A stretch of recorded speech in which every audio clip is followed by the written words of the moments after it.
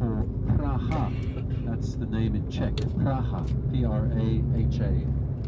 Praha. We call it Prague in English just because it's easy. But in Czech it's Praha.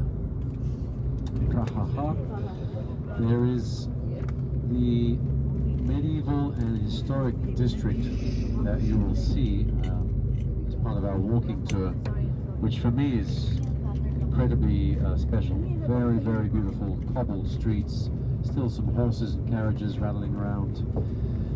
Prague has been settled, as I mentioned, from the Boy tribes a couple of thousand years ago, but really the Premyslid dynasty made this the place in the 8th and 9th centuries. So the Premyslids were here. Old King Wenceslas was around about 1,000 years ago, and that castle has been in constant use. There's myths and theories about the origins of the city. There was a tale that one of the maidens of the Premyslids sort of up in the castle looked out and said, one day there's going to be a huge magnificent city here, and today there is. Its heyday, if you could call it the heyday, was really in the 14th century, so the 1300s. One of Central Europe's oldest universities, the Charles University, was begun. The astronomical clock in the centre there, the Our Lady of Tyne Church is in the centre. Then you'll see the two twin-spired Gothic steeples.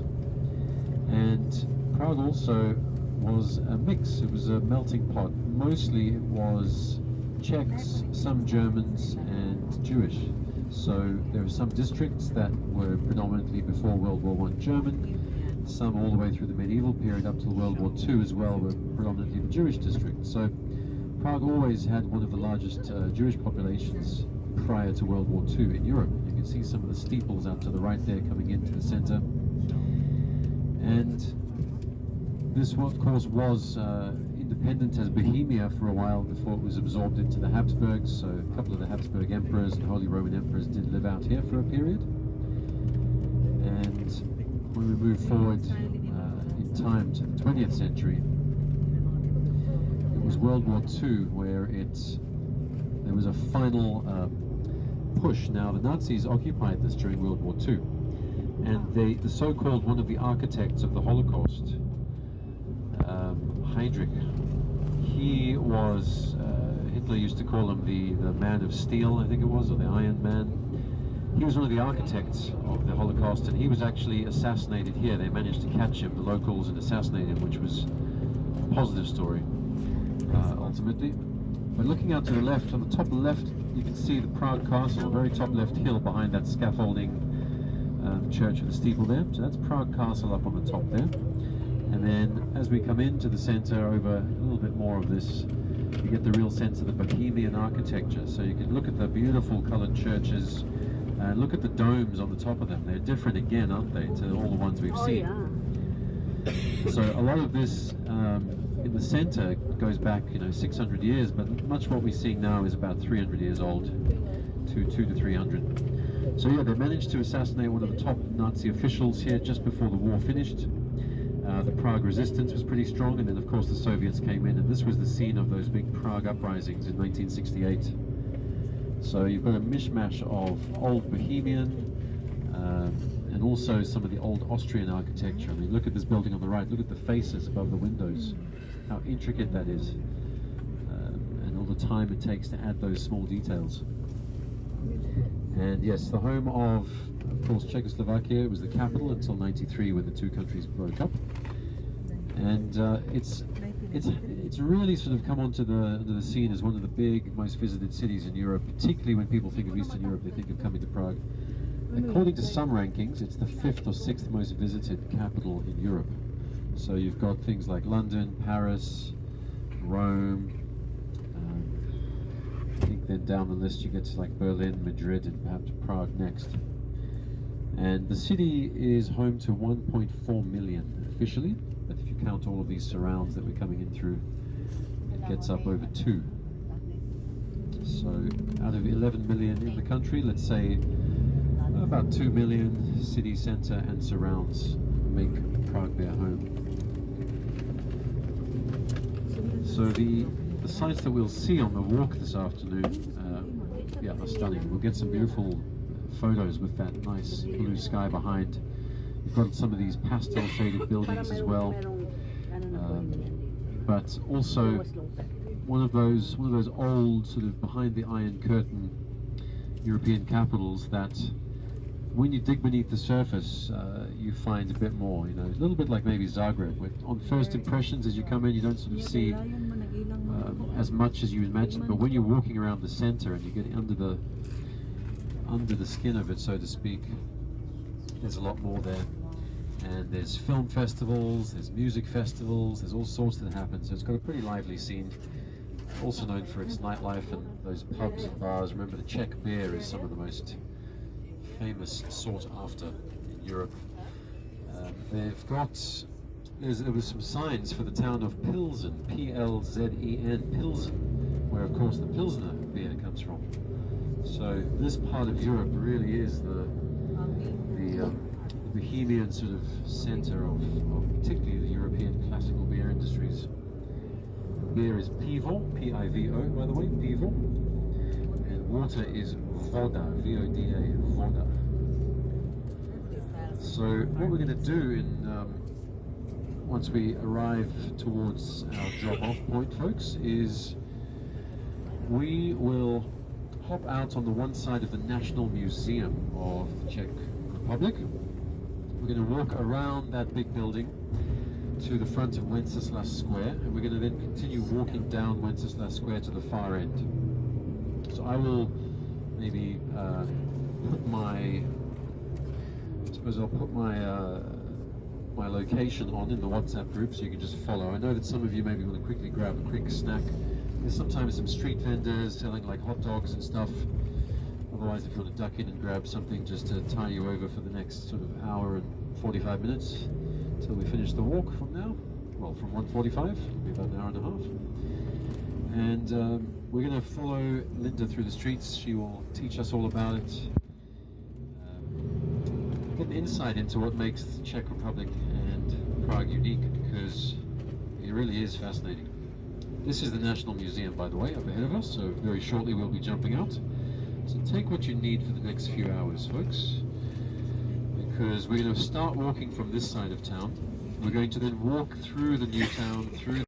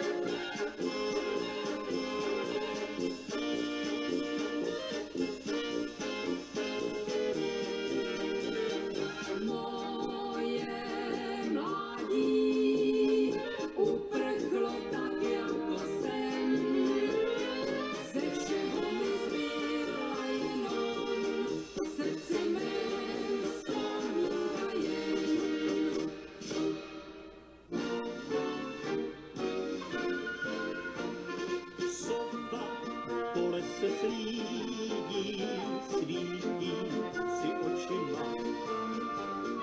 Nikdy však neuvidí, kdo mě nejradši má.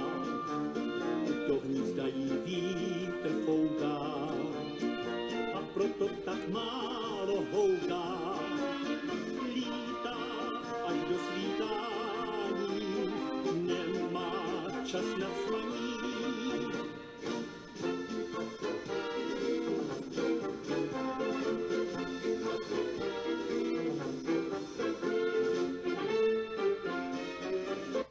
Breathe in email summarizations. Breathe out contextual. V dáli se rozedívá, sova už letí spát. Ptáček na větví zpívá, že je na světě rád. Do hnízda mu vítr fučí a přitom se zpívat učí.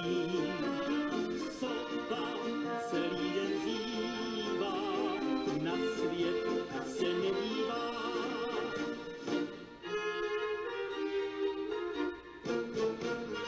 Proč ta sova tolik houkala? Hů a hů a hů. Na mě se tak divně koukala. Hů a hů a hů. Tam na tebe má lásko něco ví a nepoví. Proto včera tolik houkala. Hů a hů a hů. Tam na tebe má lásko něco ví a nepoví. Proto včera tolik houkala. Hů a hů a hů.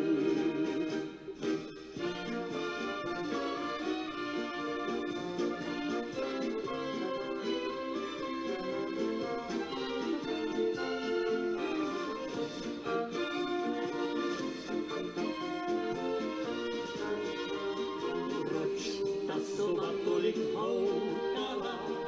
Hů a hů a hů. Na mě se tak divně koukala. Hů a hů a hů. Tam na tebe má lásko něco ví a nepoví. Proto včera tolik houkala. Hů a hů a hů.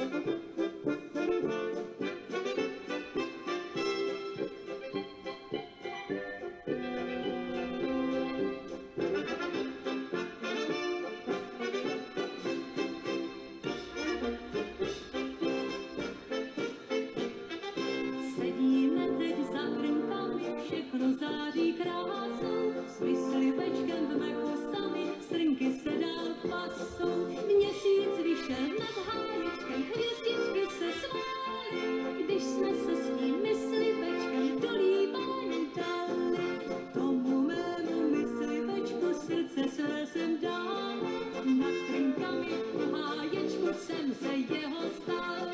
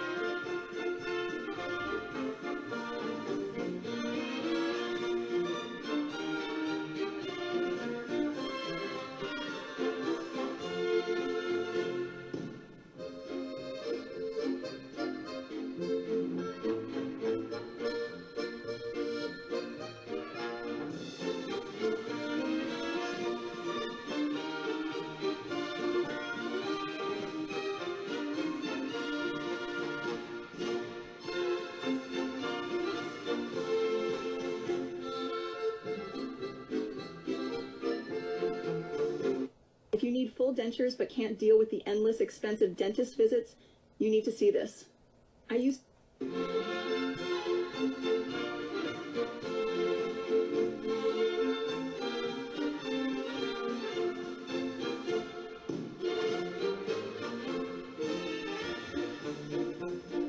Co pak vy to muzikanti dneska děláte, že vy na tu mojí pořád zapomínáte?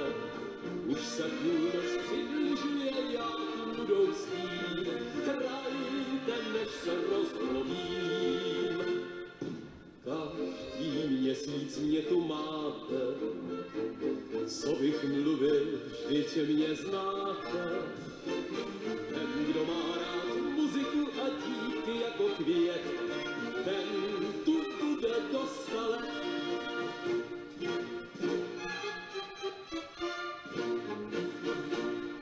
Když slyším klarinet pískat, děvčata na sále výskat, je mi hned u srdce lehce, ani se mi domů nechce.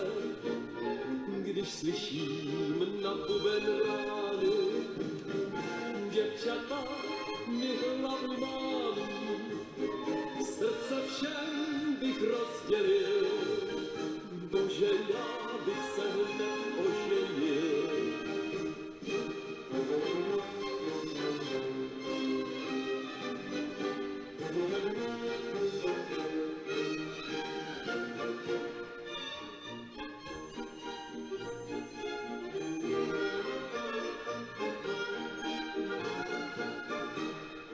Když slyším klarinet pískat, děvčata na sále výskat, je mi hned u srdce lehce, ani se mi domů nechce. Když slyším na buben rány, děvčata mi hlavu málí, srdce všem bych rozdělil, bože, já bych se hned oženil.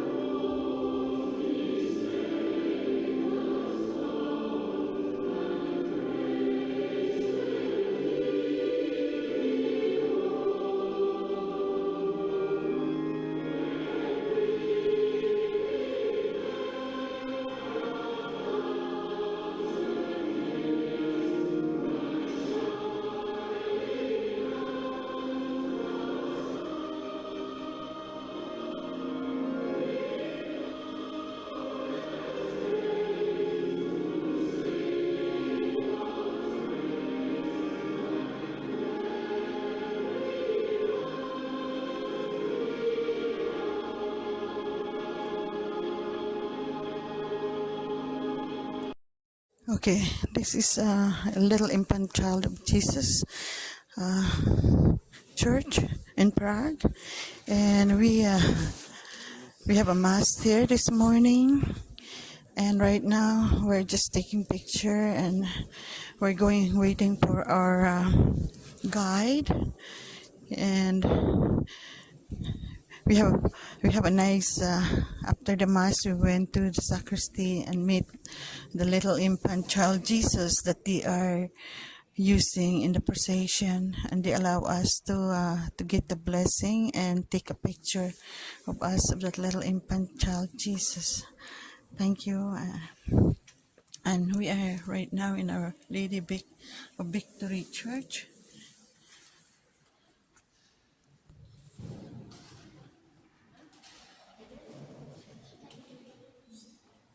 Okay, so that's the only thing I want to say for now.